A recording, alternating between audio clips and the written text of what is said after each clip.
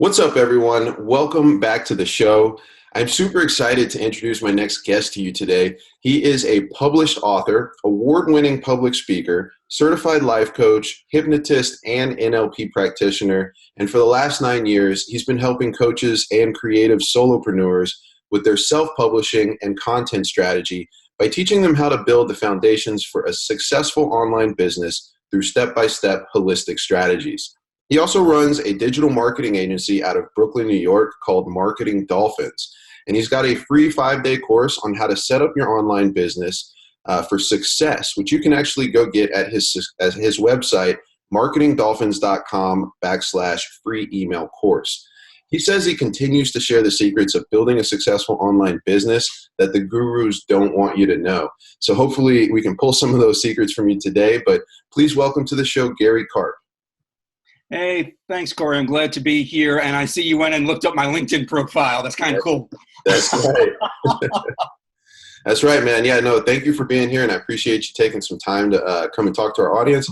Hopefully share some of your wisdom and insights, your experience with us today. And I was, as I do with all of my podcast interview guests, I was doing a little research on you, going through your Facebook feed. And I noticed and a little different than the traditional marketing and tips videos that you do. Yeah. You make those, but it looks like you're also a big-time Trekkie and Star Trek fan. And I noticed you got the opportunity to act in a Star Trek fan film. That's pretty cool. Yep, I am a card-carrying geek, and I'm damn proud of it. I love Star Trek. I love Star Wars. Trek is what introduced me to it. And a couple of years ago, I guess it's about 10 years ago now, a buddy of mine called me up one night and sent me a script. He had written a Star Trek fan film that was not dealing with Bones and McCoy and Kirk, but it was dealing in the same Star Trek universe with the Federation and Klingons and all that kind of stuff. And he asked me to read the script, and I did. And we got on the phone, and he said, "What you think of it?" I said, "I think it's a great script. I think it captures the spirit of Star Trek, and that you hit all the beats properly, all the laughter and everything." Yeah. If you ever watch a Star Trek script, you're watching Star Trek because the way the episode unfolds. And he said, "Well, what do you think of the character of the Doctor?" I said, "I really like the character of the Doctor. I think he's built in the Bones mode. He's an old curmudgeon. There's a lot of meat on those bones." And he went, "Good, I wrote it for you." And I said, "Do I have a choice?" He went, "No." Yeah.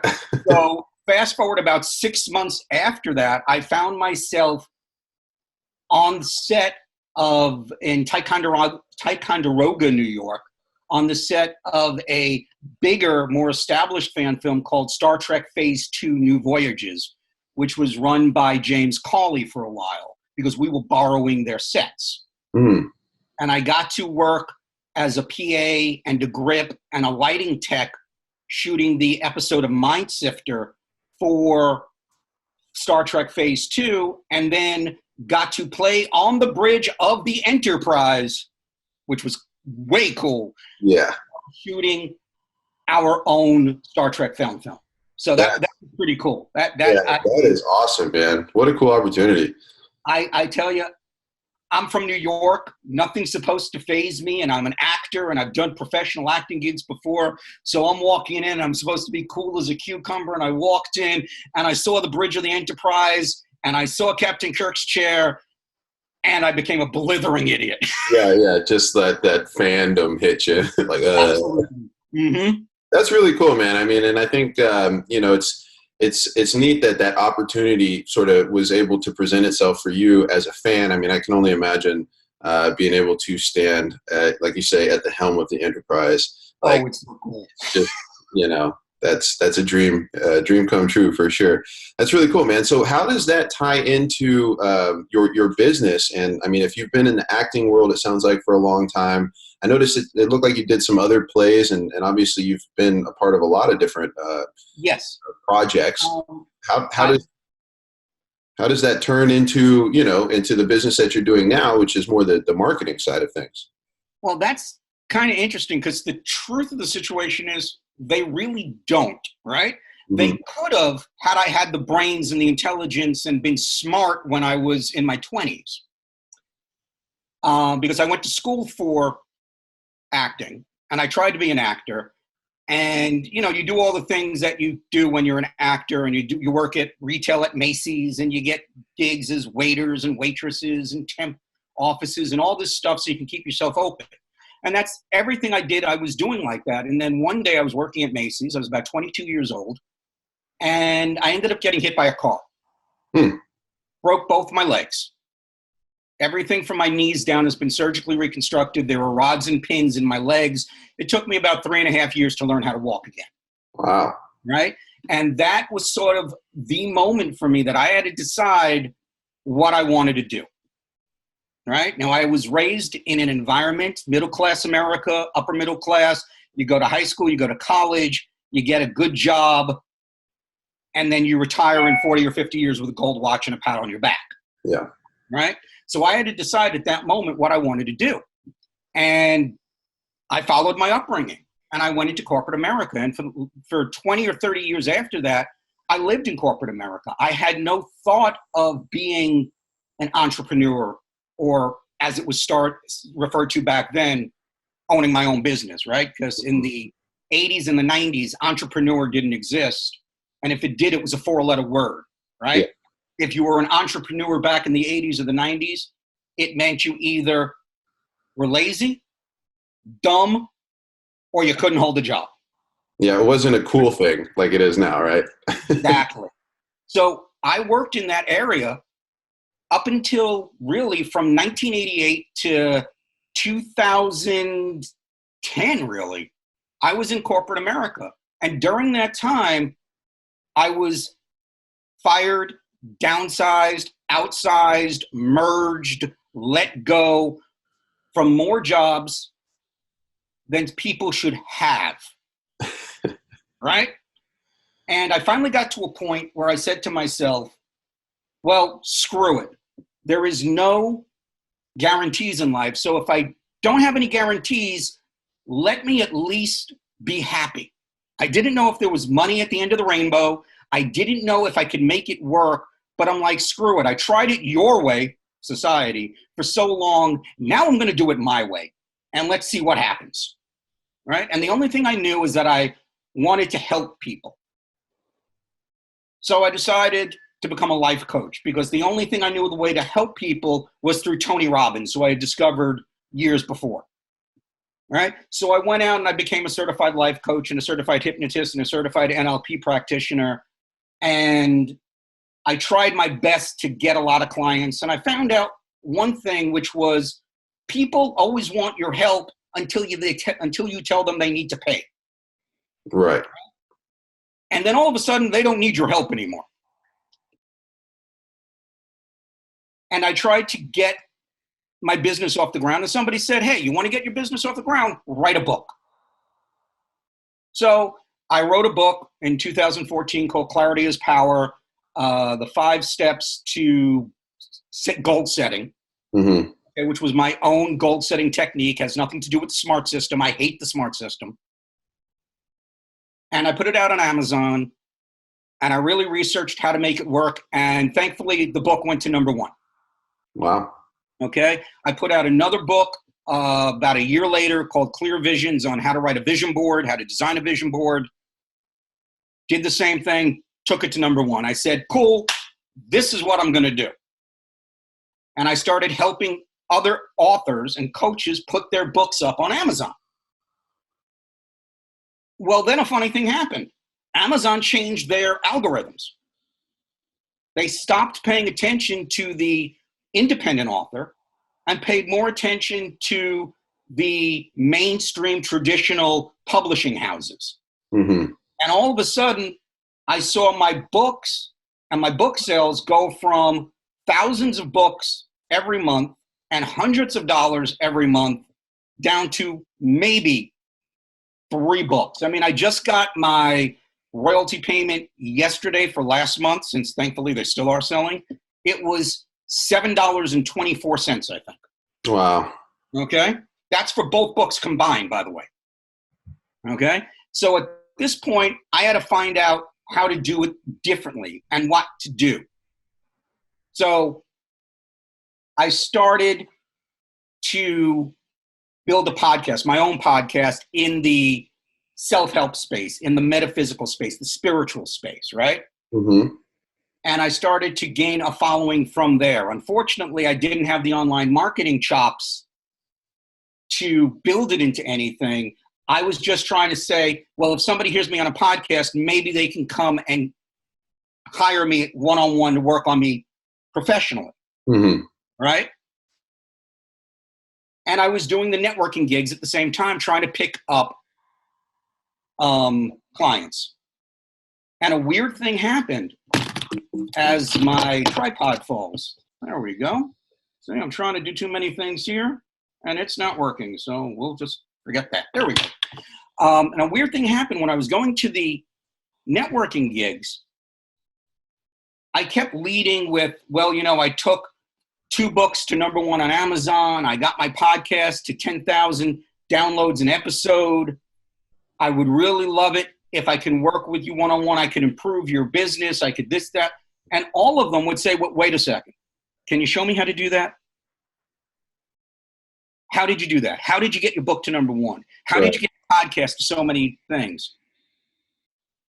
And you don't need to drop too many bricks on my head for me to understand where the opportunity is. Absolutely. Right? And I said, maybe there's a business here. And I fell and I dove in and I discovered Russell Brunson and ClickFunnels and Expert Secrets and .com Secrets and all sorts of marketing books and copywriting books. And I discovered I really liked it. I geeked out over it. And I was also good at it, right? And when we're talking about what we want to do with the rest of our lives, it's sort of like a Venn diagram, right? It's what you love, what you're good at, and what people will pay you for. Right. And the perfect solution is to get right in the center of that Venn diagram. And that's where I found myself with online marketing. And that's what I do now is I help coaches and consultants build their business online so they can get off the feast or famine roller coaster. They don't have to go and do the networking gig and speak to 5,000 of their closest friends to try and get a client. Because if I could help them set themselves up for success online where they can sell a course or sell a book or sell a program, that will take a majority of their monthly nut away from them and possibly replace the need for individual clients. That's awesome. Yeah, I love that. And I love that story, man, because it really, thank you for sharing that with us. And it really illustrates a lot of different aspects of the traditional journey, I think, for entrepreneurs. And I kind of want to unpack a little bit about that. I mean, in the beginning, you sort of talked about how you faced a struggle yourself, and how that really put you against the wall to have to make a decision, right? Mm-hmm. That, I think, is the point that a lot of our listeners are probably at right now, where they're just feeling really frustrated with their current situation, and they're going to have to make a choice, to change their life if they want it to be different, right? If they want it to be better. And, the mindset piece that you talked about where, you found Tony Robbins and what's interesting is everything that you did, you were just teaching people how to do what you had just done, right? Yeah. So it was first the mindset piece, and you went through that yourself and you transformed yourself and then realized, okay, I can show other people how to do this as well. Right. And then it was the sales and marketing thing. You did it for, actually the podcast and the book thing. You did that for yourself first, right? It worked. And then you showed people how to do that. And then now it's the sales and marketing, which you've been able to do for yourself, and you're showing people how to do that. And I love that, it illustrates the point that we are all experts. And as long as we have the desire to want to help and to want to, provide value to our audience, like you said, you knew that you just wanted to help, right? You want to help people. Doesn't necessarily matter how. And I totally relate to that, because for me, I just want to, I want to be helpful. I want to help people move from where they're at to where they want to be. Whatever that looks like, how can I position myself in a way where I can get them there faster, right? That's really the key. And you touched on something there and that everyone is an expert, right? And one of the mindset issues, besides the decision, right? Because that's the big one, and Right. everything else informs that big decision. And one of it is, what right do I have to teach this crap? Absolutely. Right? That mindset. And you have to understand that you are an expert in at least something, some part of your life. You know more than someone else. And that's really what an expert is. When we think of experts, we sometimes think of people like, Henry Ford, or we think of Thomas Edison, or we think of Albert Einstein, or we think of Carl Jung. We think of all these great big people, right? But being an expert simply knows you know more than the person next to you. Right. When you walk into a court of law and they bring in a legal expert, or they bring in a forensic expert, or they bring in a doctor who's going to be an expert to testify, what that means, the legal definition of an expert, is that person must know more than everyone else in the room. All right? It's not that they have to have 23,000 years of school, or they have to have 9 figures in the bank, or they have to have a 2 Comma Club award sitting on their wall. It's they must know more than everyone in the room.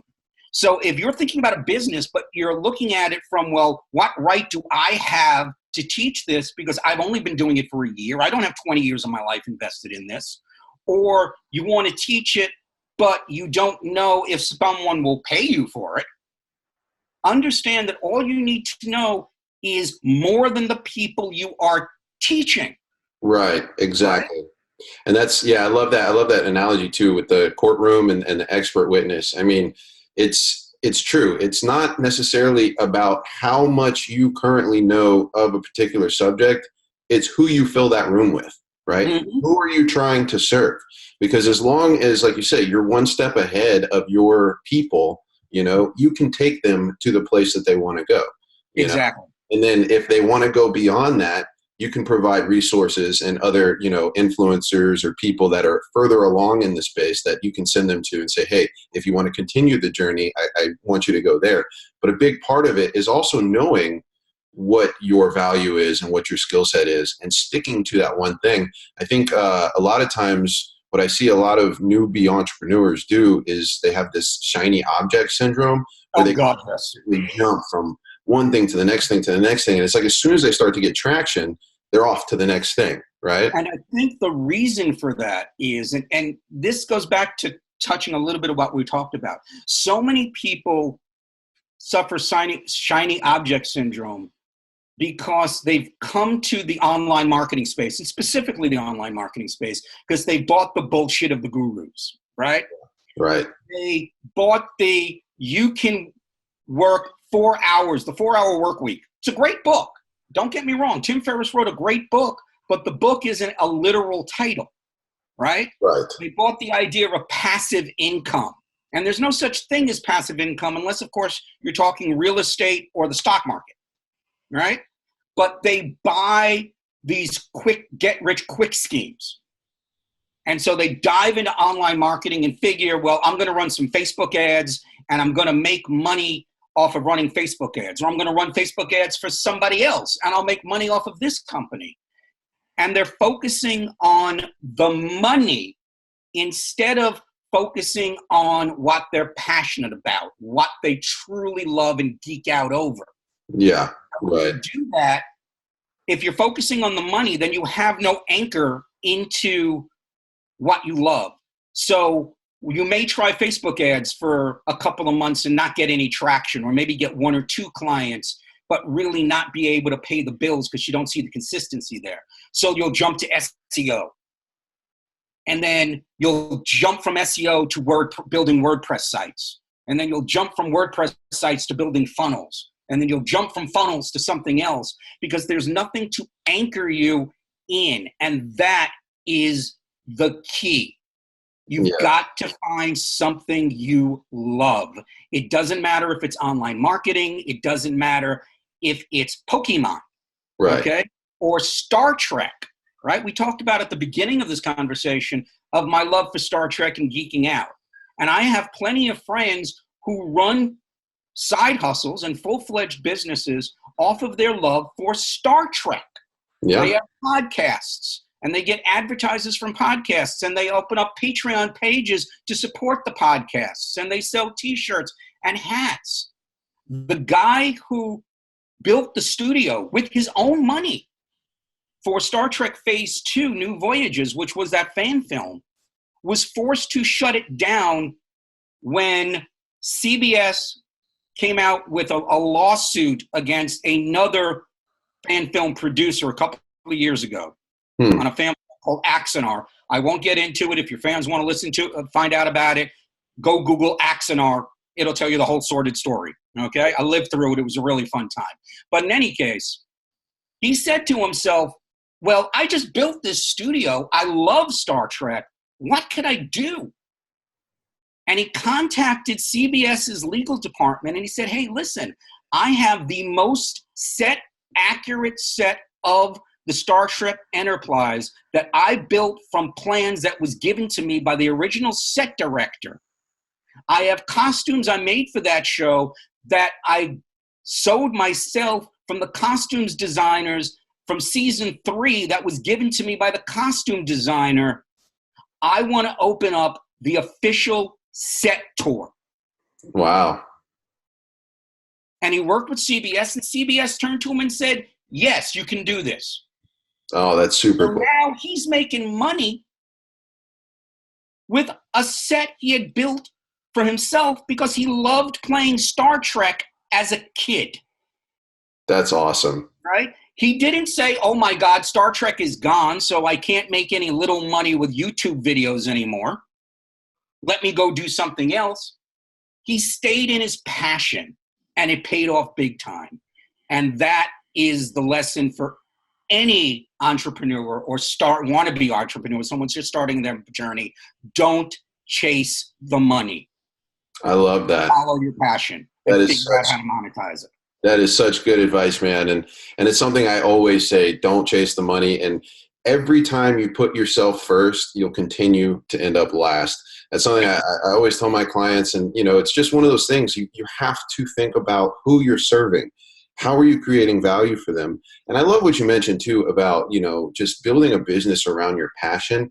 And it kind of brings us into the next topic, which is this digital landscape and this digital world we live in. I mean, we live in a time right now where there has never been an opportunity like there is to create a business around your passion. I mean, like you said, YouTube videos, podcasts, you can get on and create just like all kinds of videos and fan type things online and share them with people to build an audience that you can monetize, and that's how people build businesses around anything that they're passionate about, whether it's Star Trek, whether it's Beanie Babies, whether it's Disney.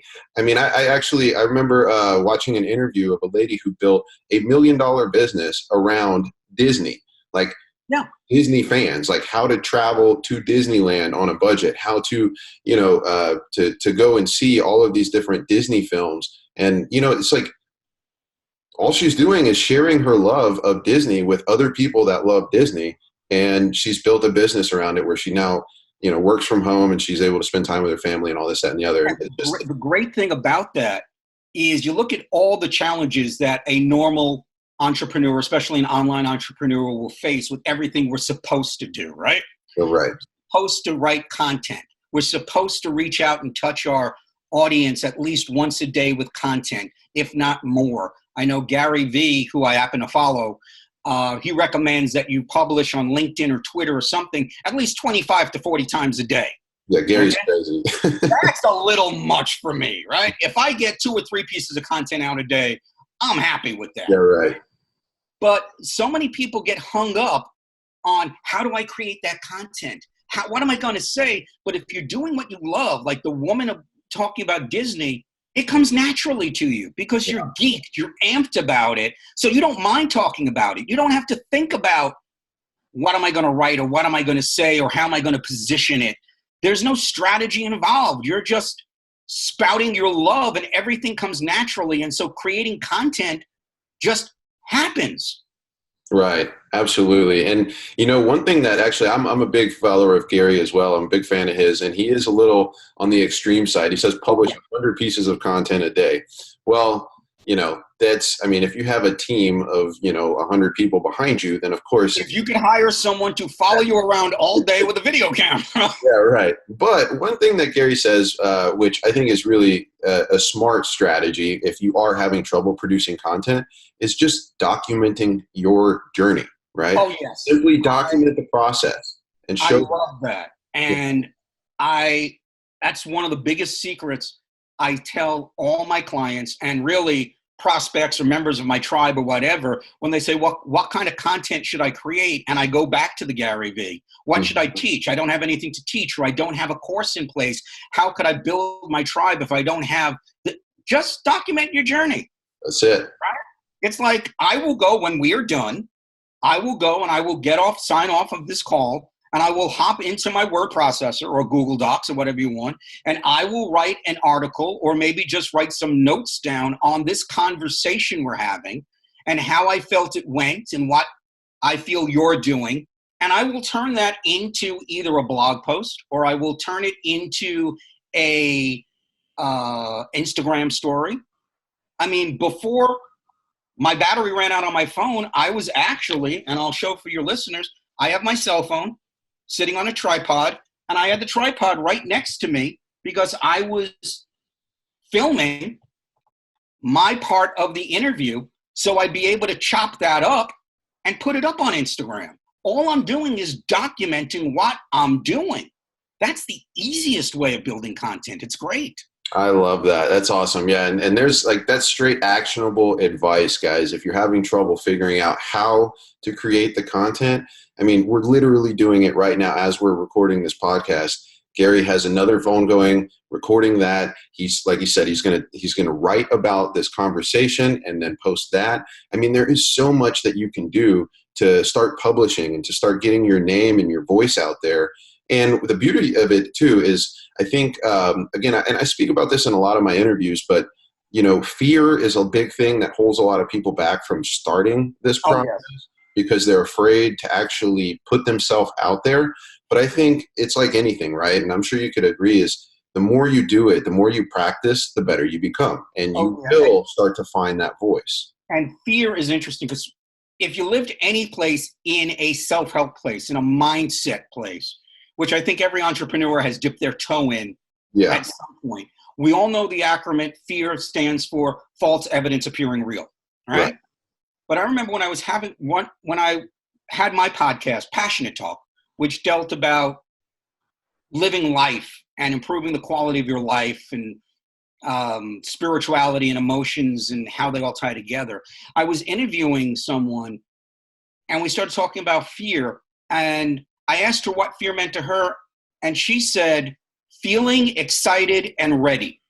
Ah, I like that. I thought that was great because it turned it in from something that, oh my God, this is scaring me, I'm feeling anxious, I have to remind myself this isn't real, to, hey, something great's going to happen. I love that. It blew my mind. And if we can just get into the mindset of, number one, fear is a remnant of when we were in caveman times. It's the remnant of the reptilian brain that we have, right? And so many times it was meant back in caveman times to protect us because we had to go out and fight saber-toothed tigers to get meat and vegetation to feed our family, right? Nowadays, you don't have to fear a saber-toothed tiger running down Fifth Avenue. Right. But that's still, that fear or fight or flight mechanism is still there, and it triggers when we're uncertain. Yeah, but exactly. The body doesn't know the difference between, oh my God, there's a saber-toothed tiger coming down my ass, and oh my God, there's this pretty girl or guy, or oh my God, I'm walking into this meeting where I can land a $10,000 contract. So it reacts the same way. Yeah, right? That's interesting. What was the new, what was that acronym that you said she had? Feeling excited and ready. That's really cool. Feeling excited and ready. I like that. And honestly, that is perfect because in my opinion, fear is simply an indicator that you're on the right track, right? When you're starting to feel that hesitation, or you're starting to feel that resistance to do the thing, Mm-hmm. that's an indicator that you need to be doing that thing. Oh, I'm a firm believer in that. I am a firm believer that greatness and magic or excellence or whatever you want to call it starts outside our comfort zone, Right. right? So we really have to push ourselves past what we're comfortable with to get there. And when we start feeling anxious, when we start feeling that fear, that's our body's response to, oh my God, something's going to change. Right. Because Right. the body wants to remain where it is. It wants to remain safe and comfortable.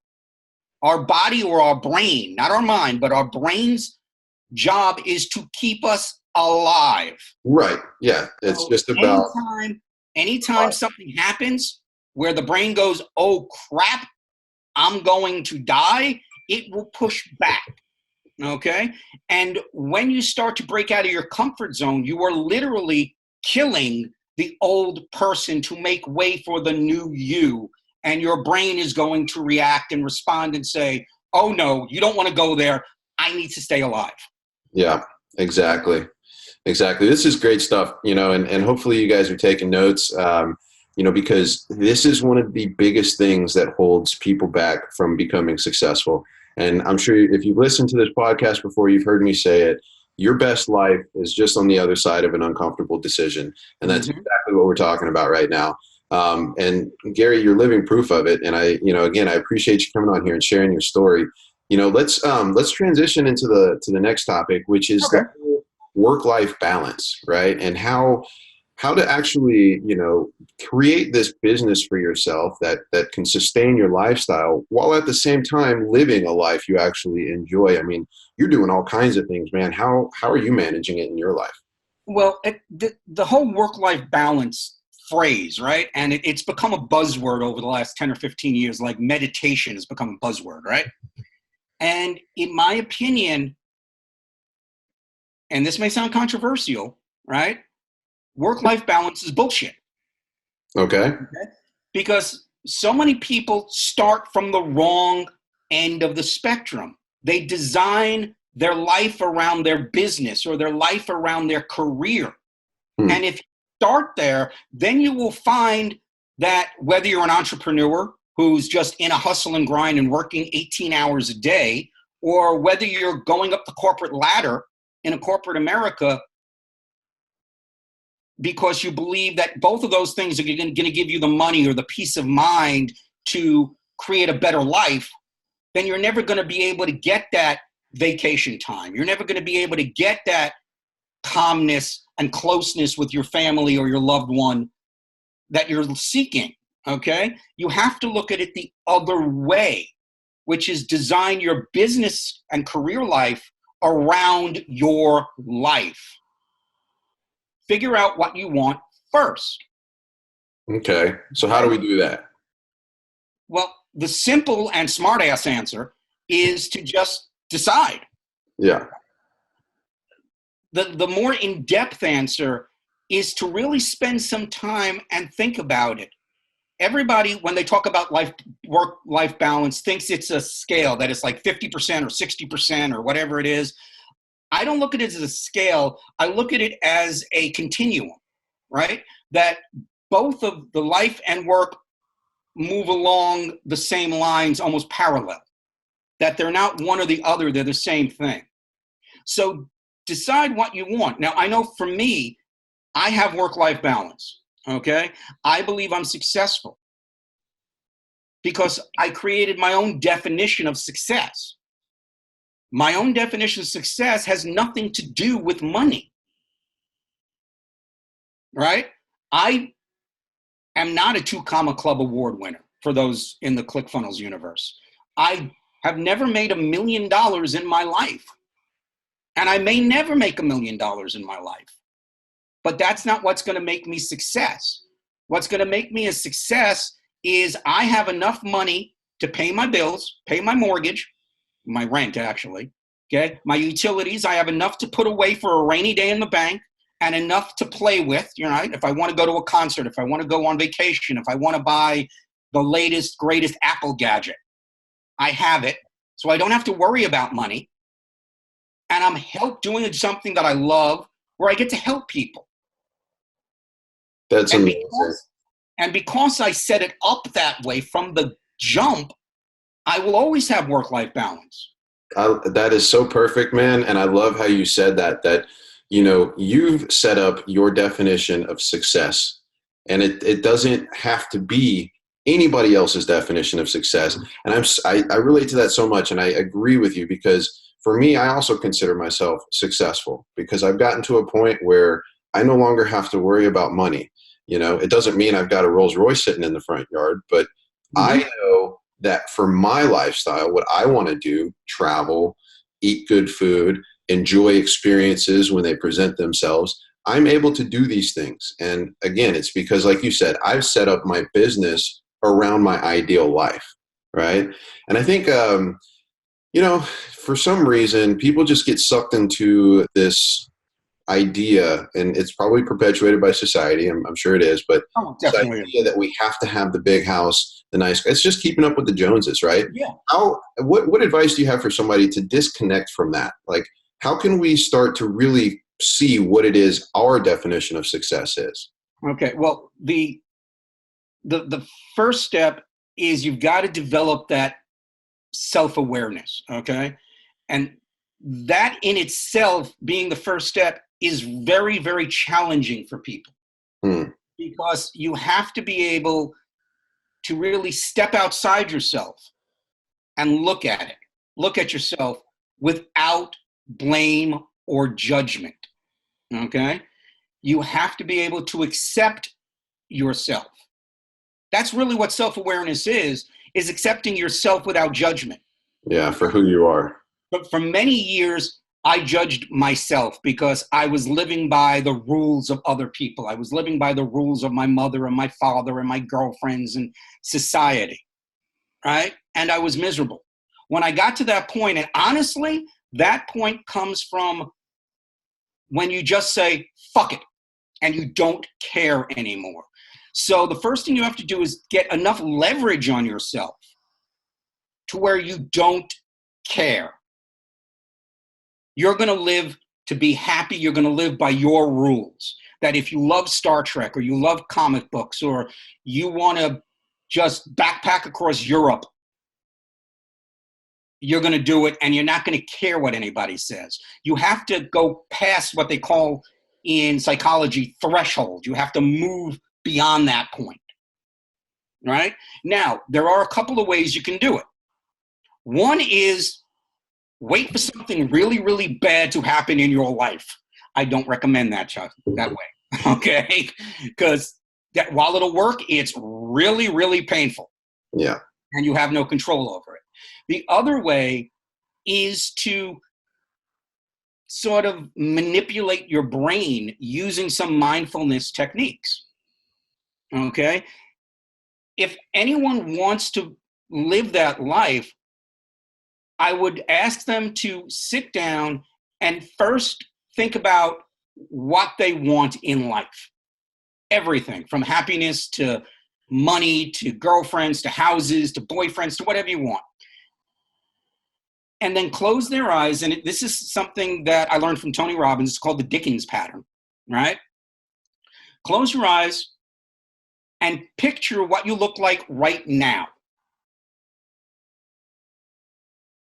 And then move 5 years into the future and picture what your life would be like if you don't have those things.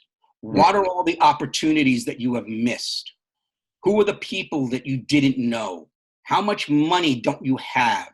What does your life look like? What does your health look like? How sick are you?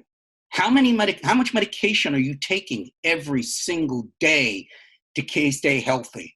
And then move 10 years and ask yourself the same questions. And then move 20 years and ask yourself the same questions. What you're doing when you're doing this is building up enough pain in your brain that your brain is going to say, fuck it, I'm out of here. Okay? Because the great thing about the brain or the mind in this situation is it doesn't know what's real from what's fantasy. Mm-hmm. It just knows what you tell it. So you build up all this pain doing this exercise by showing yourself what not living a balanced life, what not taking the chance and starting your own business looks like. What happens because you didn't ask that girl or guy out, and you take it to the worst place possible. And then when you have all that pain built up, you open up your eyes, you shake it out, and yes, physically shake it out, right? Do the Taylor Swift. And then you take a deep breath, you close your eyes again, and this time you ask yourself, what does my life look like 5 years from now? Because I took those chances, because I was that person, because I did eat healthy, or whatever the behavior you're trying to instill is. And you do that same progression from 5 years to 10 years to 20 years, to where you're showing yourself the best of the best of the best your life can be. Now, because your brain, dirty little secret here, your brain will do more to avoid pain than it will to gain pleasure. Okay, that's how we're all wired. Mm-hmm. So you set yourself up with all this pain at the beginning, and your brain is going, I'm out of here. Show me the window. I'm getting out of this room. And then you presented it with a much more appealing option. Yeah, that's really powerful. And it latched onto that. Yeah. So now your brain has the picture of you being successful in your head. And it works towards creating that as the reality that you live. Correct. Yeah, I love that. And you know, it seems like sort of, oh, just another one of those, you know, airy-fairy like things to do. But if you really invest a little bit of time into doing that process, it creates that contrast for you, you know? And like you say, you need that. I will challenge anybody who thinks this is woo-woo, foo-foo, she metaphysical mind crap that doesn't really work, okay? I would challenge them, if they really believe that, to do a little research on neuroscience and neuroplasticity, Mm-hmm. okay? Look into the work of, oh God, I can't think of the guy's name.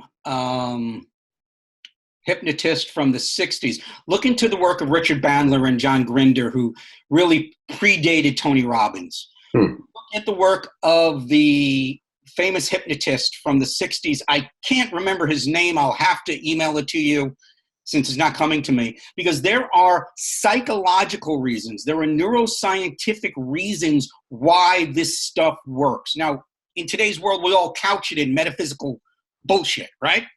Great John Volpe song, by the way. But there are true psychological, scientific reasons. So don't just say, oh, this is artsy-fartsy metaphysical stuff. I'm not doing it. Right. Okay? Research it. Or, hey, I got a better idea. Why don't you put your pessimism and your cynicism on the shelf for 2 months and do the damn thing and see if it works? Right. I mean, what worst comes to worst, you can go back to being a miserable jackass. It's okay. But if it works, your whole life has changed. Yeah, exactly, man. I love that. And, you know, it's true. It's just one of those things that we have to approach is our mindset. Some people, you know, fortunately are born with an optimistic mindset, but for most of us, and again, I think it's driven through our entire upbringing, our culture, society, is built in a way to keep us as just good worker bees. Mm-hmm. And, you know, if you're interested in breaking out of that box, you have to start to work on this piece up here. You know, and it's funny. I mean, there's some, like you said, there's science that backs these sort of airy-fairy ideas, these metaphysical ideas that are, you know, they can seem a little out of reach for people. But the reality is if you just take the time and you do the work, and you actually practice thinking these things through, you'll create a reality for yourself that you wouldn't have otherwise. And what's the worst that can happen? You got to give it a shot.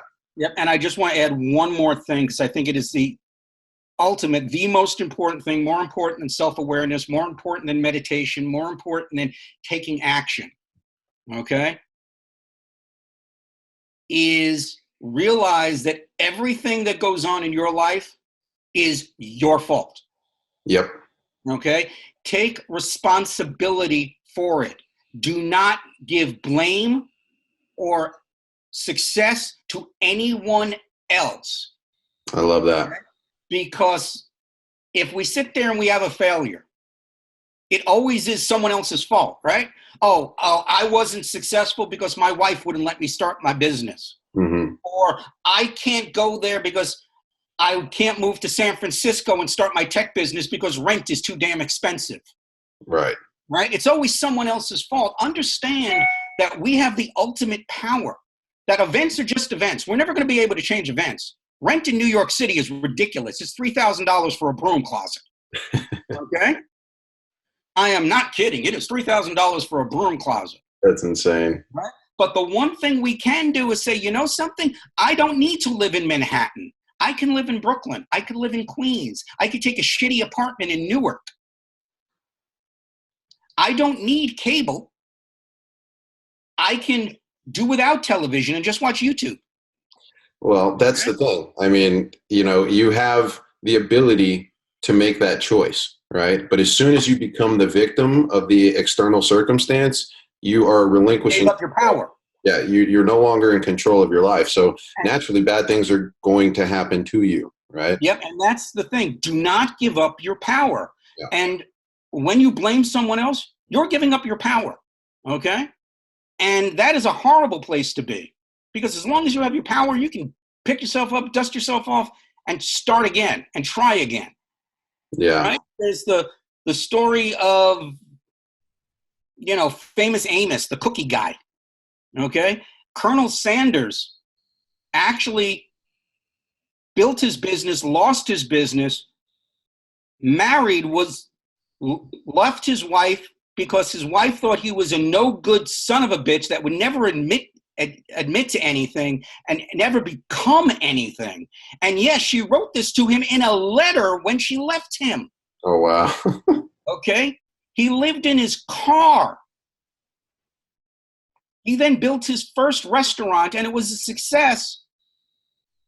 And then the highway system came in, and Route 66, which was a famous highway in New York a famous route in New York that all traffic went by, died.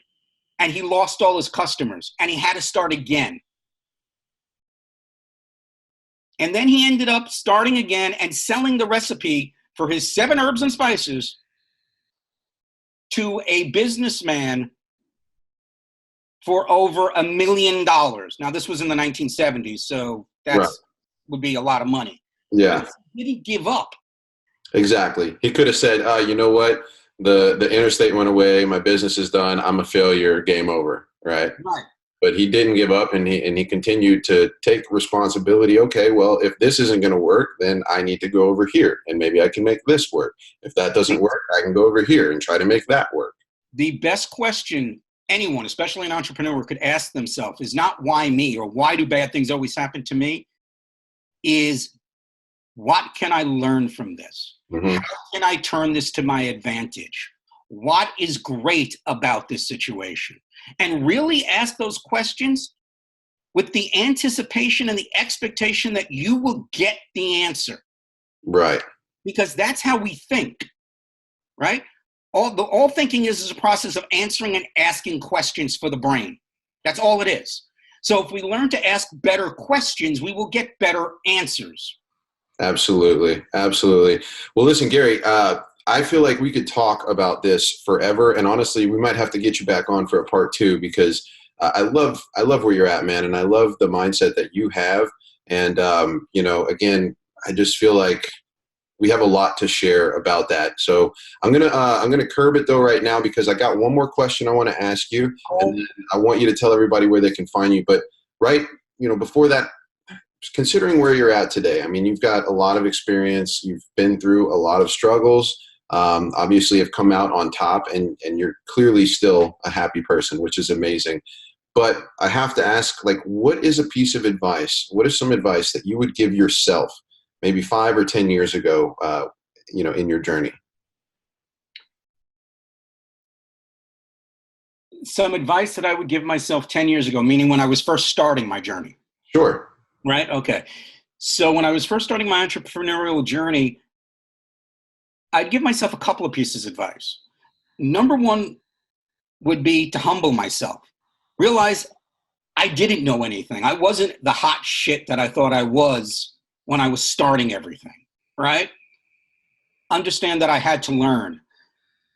The other thing that I would recommend, the advice I would give myself, is to don't go off willy-nilly. Have the plan, because what I was doing was really throwing shit at a board and see if it sticks. Okay? I didn't have the plan. So I would tell myself, number one, realize you're not the smartest man in every room you walk into. Humble yourself. Eat a little crow. And secondly, have a plan. That doesn't mean the plan is going to stay the same and can never change, but at least you're going to have a clearer direction of where you're going. That's awesome. Those two things would really be the advice I would give myself when I was starting my entrepreneurial journey. Awesome, man. I love it. Thank you. Please tell the people where they can find you, Gary, and what you got going on in your life right now. Thank you. Number one, let me say I appreciate being here. I had a ton of fun here, and I do apologize for going on. I tend to get a little passionate, especially when talking about positivity and mindset and stuff, and I tend to lose track of time, as we saw. Yeah, no, it's good. It's good for the value of the listeners. So thank you. I want to thank you for that.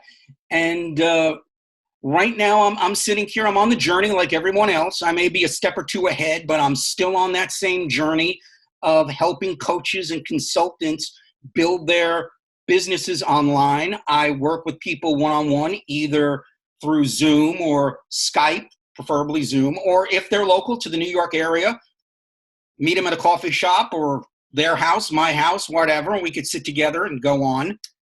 And I also have a mailing list where I give out great value and tips.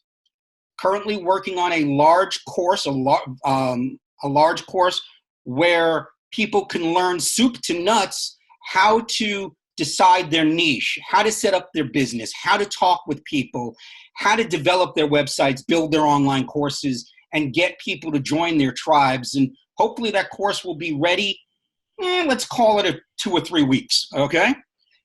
But for right now, if any of your listeners want to start right now, or they're interested in following me, they can go to www.marketingdolphins.com/free email course. And I've got a 5-day course for you that will answer all your questions about setting up yourself for success online, so you don't have to listen to the gurus. You don't have to waste money unnecessarily. You can do it on a shoestring budget. So head on over to www.marketingdolphins.com/free email course. Grab that 5-day email course, which will show you all the foundations you need to set yourself up for success. And then stick around so I can provide value and we can get to learn and know each other better. Awesome, man. Well, thank you so much again for taking the time today and really sharing those stories and your experience with us. And, you know, guys, if you're getting started online and you want to figure out how to set yourself up for success, definitely go check out Gary. Make sure you download that video course. It really is going to help you out a lot. And Gary, I really appreciate you today again, man. So I guess we'll catch you on the next one. Very cool. I'd be more than happy to come back anytime you ask.